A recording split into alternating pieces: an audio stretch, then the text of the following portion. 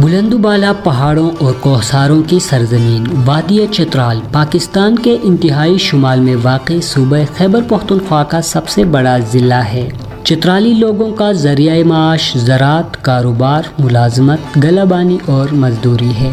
یہاں کے لوگ جفاکش، محنتی، ملنسار اور مہمان نواز ہیں۔ چترال کی آب و ہوا شدید ہے، سردیوں میں انتہائی سرد اور گرمیوں میں شدید گرم۔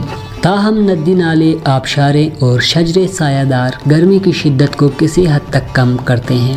چترال نایاب جنگلی حیات اور ہجرتی پرندوں کے حوالے سے پوری دنیا میں منفرد مقام رکھتا ہے۔ وادی چترال نایاب جنگلی حیات اور مختلف خوبصورت ہجرتی پرندوں کا مسکن ہونے کے ساتھ ساتھ ایک دلفریب سیاحتی مقام بھی ہے۔ اس حوالے سے محکمہ جنگلی حیات کے ڈپٹی کنزرویٹر اعجاز احمد کہتے ہیں، چترال وائلڈ لائف ڈویژن کو مختلف انواع اقسام کی جنگلی حیات سے مالا مال کیا ہے، جس میں ہم اگر نام لے لیں تو کشمیری مارخور جو کہ نیشنل اینیمل آف پاکستان بھی ہے، اس کے علاوہ یہاں پہ ہمارے پاس ہمالین آئی بیکس ہے، سنو لیپرڈ ہے، اور یہاں تک کہ جو بروغل نیشنل پارک کا ایریا ہے تو وہاں پہ ہمارے پاس براؤن بیئر جو کہ بڑی ناپید ہوتے جا رہے ہیں، اور میں کہوں گا ایک فلیگ شپ ایک ٹرمز ہے، اسپیشی ہمارے پاس ایگزسٹ ہے۔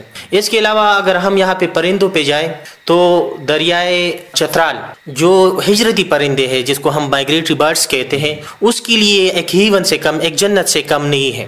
اس کے علاوہ یہاں پہ ہمارے پاس منال فیزنٹس ہیں اور سنو کاکس، اور ہمارا قومی پرندہ جس کو ہم چکر کہتے یا چکور کہتے ہیں، اس کی بھی بڑی خاصی پاپولیشن یہاں پہ موجود ہے۔ تو چترال کو قدرتی وسائل کے تناظر میں اور جنگلی حیات کے تناظر میں اگر دیکھا جائے تو یہ جنت سے کم نہیں ہے۔ فی الحال خیبر پختونخوا کو مارخور کے 4 پرمٹ الاؤ ہیں کہ سالانہ wild life department Khyber Pakhtunkhwa کی حدود میں یہ 4 ہنٹ کر سکتی ہے، اور وہ 4 مارخور ٹراپی ہنٹس کا طریقہ کار یہ ہے کہ سالانہ ان علاقوں میں دسمبر کی لاسٹ ویک اس کی سروے ہوتی ہے، اور اسی سروے پہ بیس کر کے اس کا پراپر ایک بیڈنگ پروسیس فالو ہوتا ہے، اور اسی بیڈنگ پروسیس کو جو بھی ہائر بیڈر ہوتا ہے اس کی اس پرمٹ کی الاٹمنٹ ہوتی ہے۔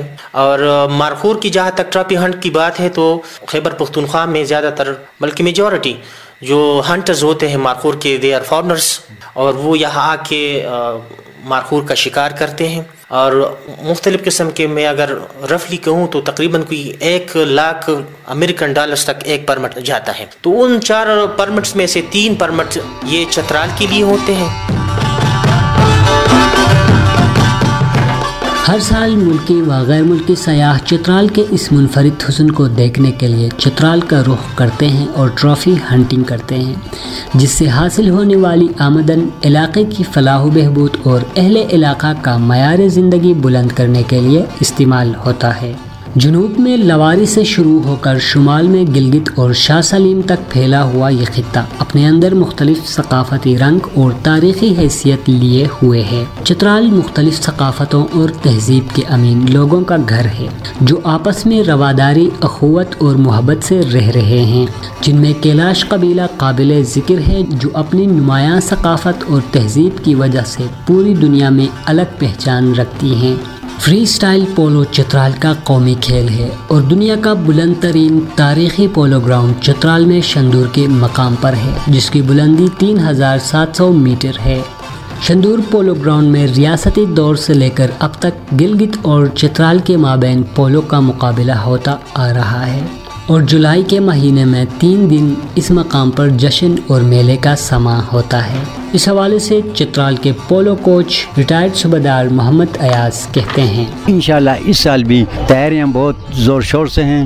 انشاءاللہ یہ شندور میلہ 7، 8، 9 جولائی کو ہونے والا ہے۔ چترال کی زمین کافی زرخیز ہے جس میں ہر طرح کی فصل اور میوے بکثرت پائے جاتے ہیں۔ چترال میں لٹکوہ کا علاقہ آلو اور مٹر کے پیداوار کے حوالے سے کافی شہرت کا حامل ہے۔